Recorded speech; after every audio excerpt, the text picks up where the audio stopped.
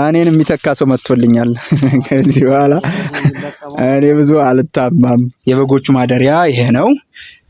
በነገራችን ላይ እኔ ራሴ አጽድቼ ነው ያደግኩት። ትዕግስት ነች የሰፋችሁ ይሄንን።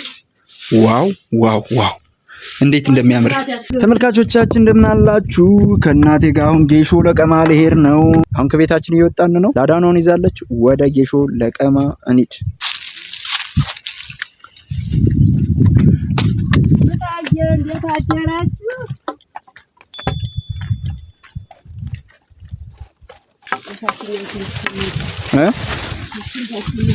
ታችኛይቱን ቆንጆ ናለች። ያው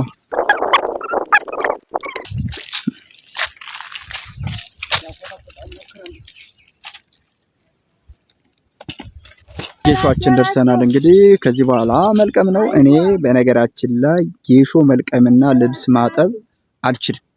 እጄን ያመኛል። ልብስ ሳጥብ ውልቅ ነው የሚለው። ይቺ እንደምታዩት ቀጭልሽ። ጌሾም ደግሞ እጄን ስለሚወጋጋኝ ማለት ነው እንጨቱ። ጌሾ መልቀምና ልብስ ማጠብ ከሚጠሉ ሰዎች አንዱ ነኝና እንዲሁም ደግሞ ርሙቻ ማውጣት ርሙቻ ታውቃላችሁ? ከእህል ታርሞ የሚጣለው ማለት ነው። እሱን ሳወጣ ያስታውከኛል ስለሚሸተኝ ማለት ነው።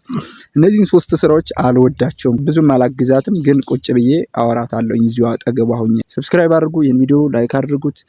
እንቀጥላለን። ቸራውለን ቀኛውለን ይላል። እንግዲህ ቅርጫቱ እዚህ ጋር ተዘጋጅቷል። በዚህ ሙሉ ከሞላሽማ ጀግና ነው።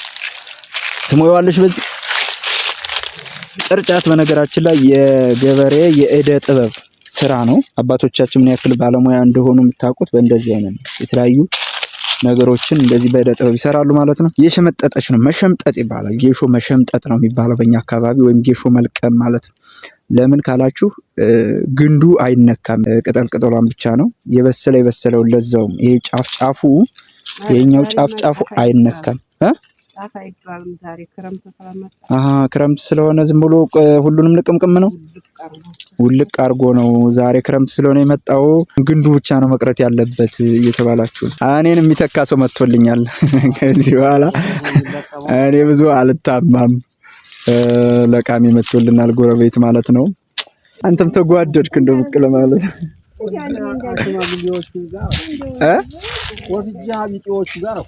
ተመልካቾቻችን። ጌሾ እንግዲህ ለምን እንደሚጠቅም ታውቁታላችሁ መቼስ። አሁን አልኮሊክ ነገሮች ከጌሾ ነው የሚወጡት።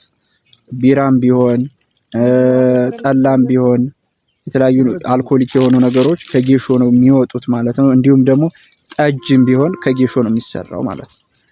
ስለዚህ ጌሾ ለመጠጥነት ትልቅ ጥቅም አለው። ዋናው ተዋናኝ ጌሾ ነው፣ የመጠጥ ዋናው ተዋናኝ የአልኮል ማለት ነው። ከኔ እድሜ በፊት ነው በነገራችን ላይ ይሄ ጌሾ እንትን ያለው የተተከለው። ማርያም እንደምላችሁ የኔ እድሜን እኔን ይበልጠኛል የጌሾ አይደል? እኔን ይበልጠኛል። አታጥኝ አያችሁት? ማርያም እነሱንም ይበልጣል። በመድኃኒዓለም ጌሾ ምን ያክል እድሜ እንዳለው ወቁ። በዚሁ አጋጣሚ የኛ ታላቋ እህታችን የ45 ዓመቷ እህታችን ሳትወለድ ነው እንትን ያለው። እኔ ቆንጆ ሳለው ነው እያጠጣው ያሳደግኩት ብላለች። እንግዲህ አስቡ እናታችን አሁን 60 ምናምን ዓመት ሆኗታል። እንግዲህ ቆንጆ እያለች ማለት 20ዎቹ ላይ ማለት ነው። ቢያንስ 50 ዓመት ይሆነዋል ወይም ከ45 ዓመት በላይ ይሆነዋል ይሄ ጌሾ ማለት ነው። ጌሾ በጣም ጠንካራ እድሜ ያለው እንትን ነው፣ እጽዋት ነው ማለት። ሰብስክራይብ አድርጉ፣ ላይክ አድርጉ። አይቻትም ነቻታል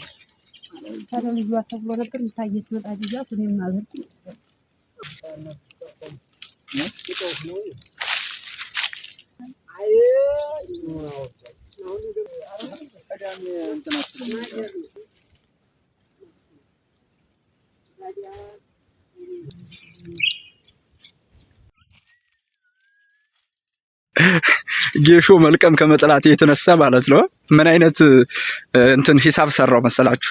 አህያይቱን ልመልስ ነው። አህያይቱን ይዣት ልምጣ ወደዛ ሌላ ቦታ ትሄዳለች ብዬ አህያ ልመልስ እየሄድኩኝ ነው። ምክንያቱም እጄ ምንጭርጭርጭር ነው የሚለው እና የሆነ ትዕግስት የለኝም ጌሾ መልቀም። ስለዚህ አሁን አህያይቱን ልመልስ ነው ብዬ መጥቻለሁ። አህያችን እቻት እንግዲህ እሸቱ እረኛው እሸቱ ንጋስ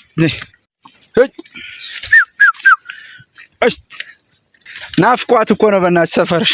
አውዩሽ አውዩሽ ደህና ናችሁ? እዩሽ ሂጅ። ወዴት እያመለጥሽ ነው ታዲያ? አይጓ እንዴት ነህ? ደህና አደርክ ወይ? ደህና ነው ወይ? ደህና ናችሁ? እግዚአብሔር ይመስገን። ተመልካቾቻችን እዚህ አንዷ እህታችን አንዷ ጎረቤታችን ማለት ነው ደረቆት በጾሙ አስጥታ ልታሳስተኝ ነው። ይኸው ብሳሳት ታለም አንቺ ነሽ ተጠያቂ። ይሄን የመሰለ ደረቆት እዚህ አስጥተሽ። በነገራችን ላይ ድሮ ደረቆት ሲጣድ ወይም ደረቆት ሲቀቀል በጎን በኩል ለኛ ይቀቀልልን ነበር። ነገር ግን እቤት ልጅ ስለሌለ አልቀቀለችም። በእርግጠኝነት አይደልታ በአውደልድል መለኪያ አውደልድል የሚባለው ትንንሽ የሸክላ አይነቶች አሉና በነዛ በጎን ይቀቀልልን ነበር። ከዛ ላይ ደግሞ በተጨማሪ ደረቆት ሲጣድ ወይም ደረቆት ሲቀቀል ከደረቆቱ ውስጥ ባቄላና በቆሎ ይደረግልናል ማለት ነው። ያ የሚሆነው ደግሞ ስጦ ለሚጠብቀው ደረቆቱ ሲሰጣ ለሚጠብቀው ሽልማት ነው ወይም ለጠባቂው ማሳነፊያ ማለት ነው። አሁን ግን ስንዴ ብቻ ነው የተደረገው። ባቄላም የለው በቆሎም የለው። ያው አላደረጉም። በነገራችን ላይ ውድ ተመልካቾቻችን ደረቆት ማለት ምን ማለት እንደሆነ ልንገራችሁ። ደረቆት ማለት ከዚህ በፊት ኮረፌ አይታችኋል አይደል? ቪዲዮ ስሰራላችሁ ያ ኮረፌ የሚዘጋጀው ልክ እንደዚህ ስንዴ ወይም ገብስ ይቀቀልና ከዛ በኋላ ይደርቃል። እንደዚህ ፀሐይ መጥቶት ማለት ነው። ከዛ ይቆላል። ከተቆላ በኋላ ይፈጫል። ከተፈጨ በኋላ ጌሾና በቅል መጀመሪያ ተጠንስሶ ይቆያል። ለስንት ቀን እንደሆነ አላውቅም። እንግዲህ እናቶቻችን ጠይቋቸዋላችሁ። ከዛ በዛ ጥንስስ ይለወሳል ማለት ነው። ከተለወሰ ከ2 ቀን ከ3 ቀን በኋላ ደግሞ ይጠመቃል። ከዛ በኋላ ያን የመሰለ ቆንጆ ኮረፌ ድራፍት የሆነ ኮረፌ ይወጣል ማለት ነው። ብቅል ማለት ይሄ ነው። እሺ ይሄ ብቅል ማለት አንዱ የጠላ ግብአት ነው። ይሄ ብቅል እንግዲህ ምን ይደረጋል? እህሉ ወይም ስንዴው ወይ ገብሱ ምን ይደረጋል? እንትን ይባላል፣ ይነከራል፣ ይበቀላል ማለት ነው። ከዛ ከበቀለ በኋላ ምን ይደረጋል መሰላችሁ? ይሰጣል፣ ይፈረፈርና እንደዚህ ከተሰጣ በኋላ ከደረቀ በኋላ ብቅሉ ብቻውን ይፈጫል አይደል? ብቅሉ ብቻውን ነው የሚፈጨው። ብሎ ይፈጭና ከዛ በኋላ ጌሾ ቀደም ስንለቅመው የነበረው ጌሾ ደርቆ ተወቅጦ ምናምን ይደባለቃል። ተመጣጥኖ ከብቅሉ ጋራ ይደባለቅና ወደ ጥንስስነት ይቀየራል ማለት ነው። ውድ ተመልካቾቻችን በባለፈው የሽሮ በጥብጥ የጋበዘችኝን እናት ላሳያችሁ። እዚህ ጋር ብቅሉን የምታሰጣው እሷ ነች። ምሳዬ ተዘራ ትባላለች። እዚህ ጋር ብቅል እያሰጣች ነች። እዚህ ጋር ደግሞ የደረቆት እናታችን አለች። እዚህ አንድ ነገር ልንገራችሁ። የገጠር እናቶቻችን ካሜራ ይፈራሉ። ካሜራ የሚፈሩት ምንድነው? ያው የስራ ልብሳቸውን ለብሰው ስለሆነ ምቀርጻቸው እንደዛ እንድቀርጻቸው አይፈልጉም። እስከ ድሪቱ ያትቀርጸኝ ምናምን ነው የሚሉት። ነገር ግን እኔ የምፈልገው ደግሞ ይሄንን ትክክለኛውን ያኗኗር ዘይቤ ማሳየት ነው ማለት ነው። አይ ታለም ምሳዬ ባለሙያይቱ ወይሸት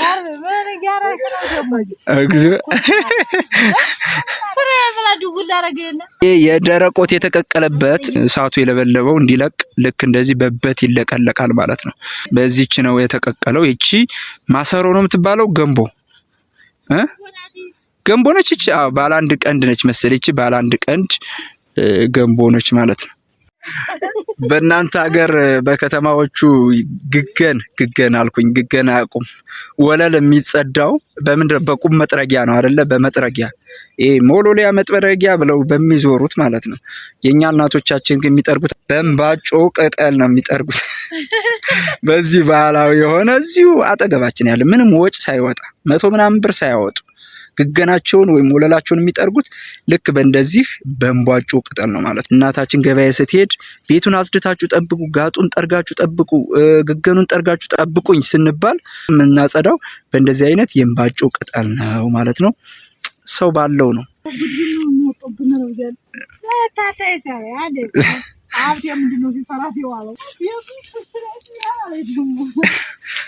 ዝም አትያቸውም። ተመልካቾቻችን ኢንትሮ ላይ እንደሰማችሁት የጌሾ አለቃቀም ላሳያችሁ ብዬ ነበር የገባሁት የጀመርኩላችሁ።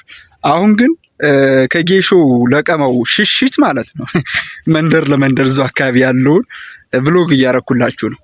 ስለዚህ አሁን ደግሞ ቅድም ቅጠሉን አይታችኋል አይደል? ይሄን ቅጠል ነው፣ በዚህ ቅጠል ነው የሚጸዳው ማለት ነው። አሁን ደግሞ የበጎቹን ማደሪያ ጉሬናውን ወይም በረቱን ልታጸዳ ነው። ጉሬናው እንግዲህ በሩ ይሄን ይመስላል። እዚህ ጋር ትሙላ በረት ዋው በጣም ነው የሚያምረው። እንትናችሁ ሰፊ ነው። በነገራችን ላይ የበጎቹ ማደሪያ ይሄ ነው።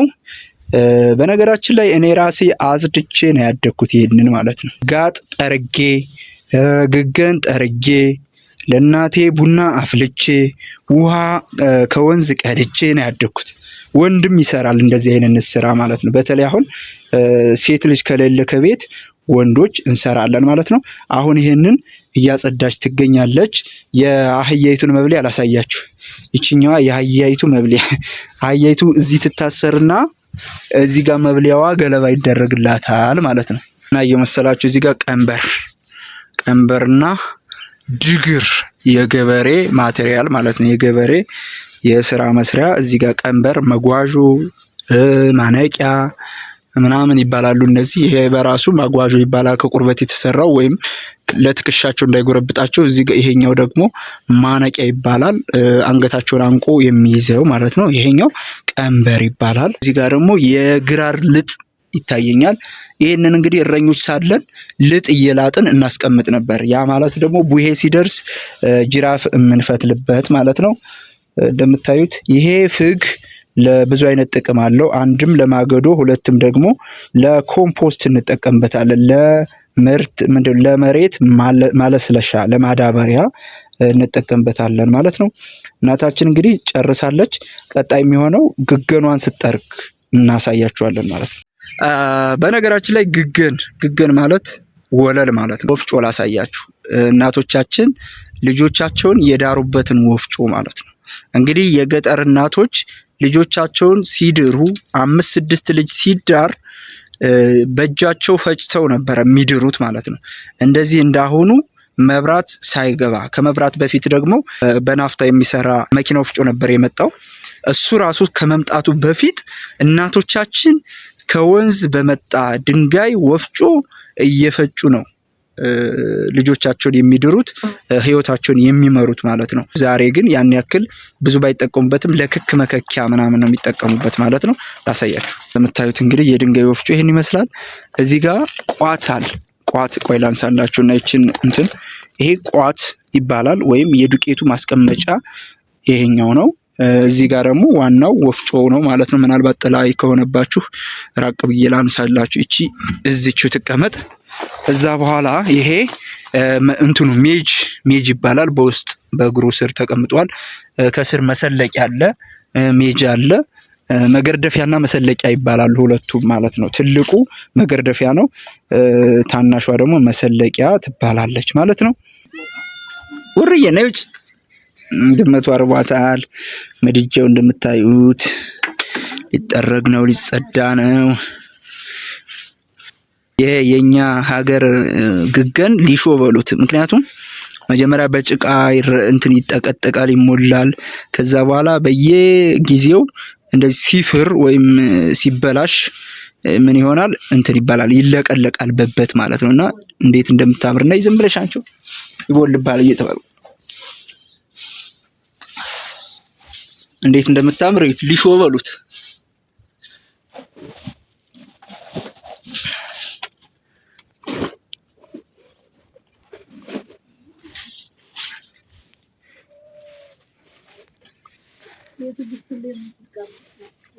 የታለ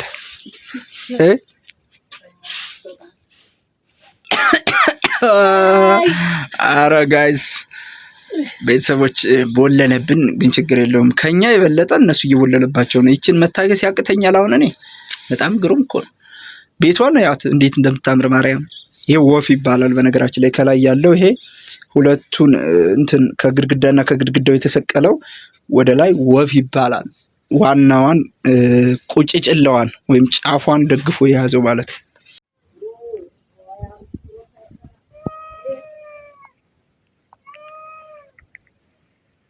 እሺ ቤተሰቦቻችን አንደኛውን ቤት ጨርሰናል ወይም ጨርሳለች የምታጸዳው። አሁን ደግሞ ሁለተኛውን ዋናውን ትልቁን ቤት ልታጸዳ ነው። ያችኛዋ እንደ ኩሽና ቤት ወይም እንደ ጭስ ቤት ነው የሚጠቀሟት። ይሄኛው ደግሞ ቆርቆሮ ቤት ነው እንደምታዩት። ይሄን ቆርቆሮ ቤት አሁን ደግሞ ልታጸዳ ነው። እንግባ።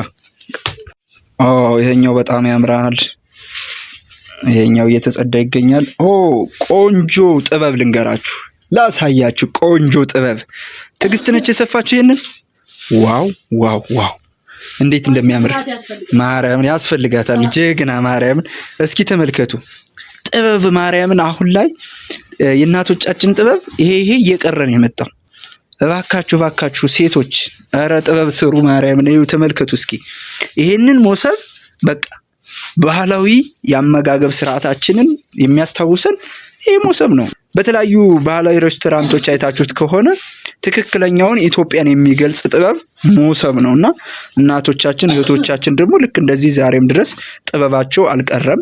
እንደምታዩት እንግዲህ የሞሰቡ ማስቀመጫም የእንጀራው ማስቀመጫም በስፌት ነው። ሞሰቡ እንደምታዩት እዚህ ጋር እንስራ አለ ምናምን በጣም ነው ደስ የሚለው። ቆንጆ ሴት ያለበት ቤት እንደዚህ ነው። ጌጣጌጡን ተመልከቱ። በወረቀት በእጇ እንዴት እንደሰራችሁ ማለት ነው።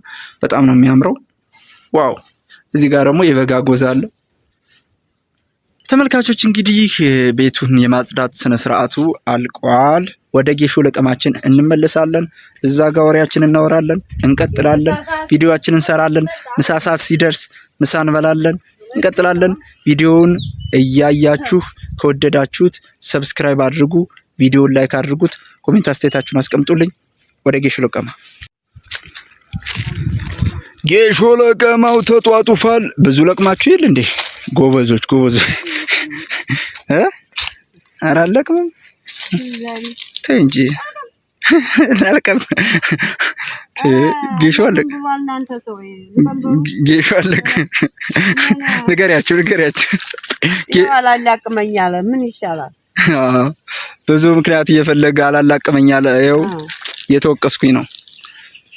አላቃሚ አምጥቼልሽ የለ እንዴ መርጌታ እየለቀመ አይደለ እንጂ አይዞ መርጌታ እንደ ጌሾ የተለቀመ አዲስ አበባ ናታኝ። አዲስ አበባ ምን ይሰራል? አዲስ አበባ ወዳታ እንደ አዲስ አበባ ላይ ቅድሙት አላያትም እስካሁን ማርያም ነው አዲስ አበባ ምን ይሰራል? አንድ ቀን ብትሄድ እኮ በጣም ነው የሚያስጠላ። መኖር አልፈልግም። ማየት ነው የምፈልገው። እኔ እንደው ለመኖር አልፈልግም። እንደ ሁሉ እናት መሆኗን ማየት አለ።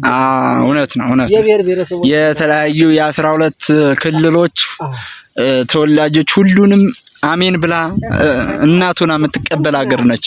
በዚህ ትደነቃለች። እውነት ነው። እናትነቷ እኮ በጣም የምትወደድ እናት ናት። ስለዚህ እኔ አይቻት ልሙት እኔም በረከቱ ድረሴ ነው የምትለው። ከቀመስክ ትለምዳለህ። ረገኝ እርሻ ነው የምወደው። አዲስ አበባ ኑሮ አንድ 2-8 ቀን ለሰባት ቀን ውሃውን ቀምሼ ልብሴን ቀያይሬ እንደው መመለስ ነው የምትፈልገው? መመለስ ነው አለ አዲስ አበባ አዲስ አበባ ይኖራል። እንደው ምን ልጆቻችን ሀኛ ቢኖሩ ምንኛውን አርሰን ምንኛውን ቆርሰን እደሰው አዲስ አበባ ፈሪ ብላለች። እኔ ትባረ አዚ ተናንቀን ምን እንበላ ነበር አለች። ምን እንበላ ነበር አልኩኝ። ሰው አንድ ሰው አዲስ አበባ እንዲረግማል አፈሪ ብላ ልጆቻችን ለቃቅሞ ወስዱ እያለ ይላል ያልተባረው አሁንም አዲስ አበባ ደግሞ የሁሉ እናት ሸክፎ ያልያዘው አለ እንጂ ሸክፍ አድርጎ ሁሉንም ነጭ አብልቶ የያዘው አዲስ አበባ ነው። ሀገራችን ሸክፎ እኛ ይሄን ሁላ ብዙ ብናርስ አመፋ ሀገራችን አንወጣም። ይችን የለበስናትም ይኸው ትታያለች የምንለብሳት። እነሱ ግን በቃ በምለው ያችንን ነጫቸውን በልተዋል። እኛ እናውቅበትም በቦታ አጠር የሞልቶና ይኸው አየሾው ስር ዝም ብለን እንጂ እንላለን። መቼም ባህላችን ይሄ ነውና ግን በባህሉ አሳምሮ ልጆቻችን ይዞልናል አዲስ አበባ። ተመልካቾቻችን ስለ አዲስ አበባ የተባለውን ሰምታችኋል አይደል? አንዷ እናት ምን አለች መሰላችሁ የሚሉት አዲስ አበባ ይባረክ ልጆቻችን አዲስ አበባ ባይሄዱ ኖሮ ሁሉም ልጆች እዚህ እኔ ጋር ቢሆኑ ኖሮ ምን በልተን ነበር የምንኖረው? ተናንቀን ነበር የምንሞተው። ምክንያቱም ገጠር ላይ ያለው በቃ ቢያመርቱም ለራሳቸው የሚሆን አይበቃቸውም። ሁልጊዜ ከሆነ ጊዜ በኋላ መግዛታቸው አይቀርምና ሁሉም ልጅ እዚሁ አንድ ላይ ቢሆን ምን ይበቃን ነበር። ስለዚህ አዲስ አበባ ይባረክ፣ ጥሩ አድርጎ ብርድ ልብስ እያለበሱ እንደዚህ ፍራሽ እየገዙ እያኖሩኝ ነው፣ ለኔም እየተረፉልኝ ነውና አዲስ አበባ ይመቻት እየተባላችሁ ነው የአዲስ አበባ ሰዎች። ኑሮውን ደግሞ እናንተ ናችሁ የምታውቁት። እያልኩኝ ሰው ነበር። ይሄማ ሲባል ነበረ ምን ትሰራላችሁ? ምን ይበላል ብላችሁ ወተኞቹ ሴቶቹ ናቸው ወይ ታይታ ወይ እኮ ነው ብለው ስለሳሰለውልኝ። አዎ ሀዲያ አንስተው ለመስጠት ላንተ መታችሁ እንጨቲቱን ፍልጥ አድርጋችሁ አንድ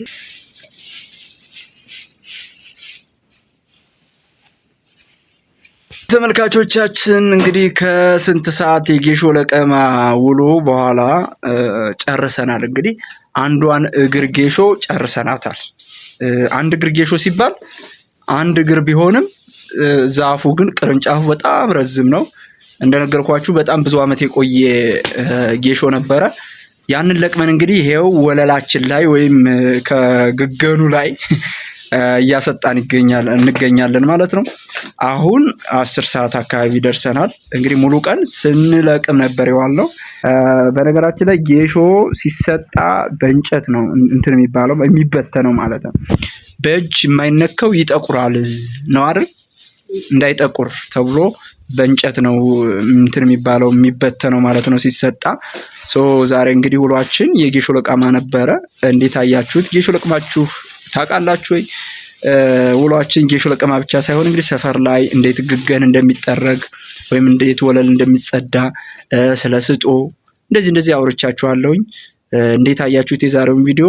ኮሜንት አስተያየታችሁን አስቀምጡልኝ። ውሏችን ይህን ይመስል ነበር። ከወደዳችሁት ላይክ አድርጉ፣ እንዲሁም አዳዲስ ቤተሰቦች ከሆናችሁ ሰብስክራይብ አድርጉ። በሌላ የገጠር ቪዲዮ እስከምንገናኝ መልካም ጊዜ ይሁንላችሁ። እንወዳችኋለን። ሰብስክራይብ አድርጉ።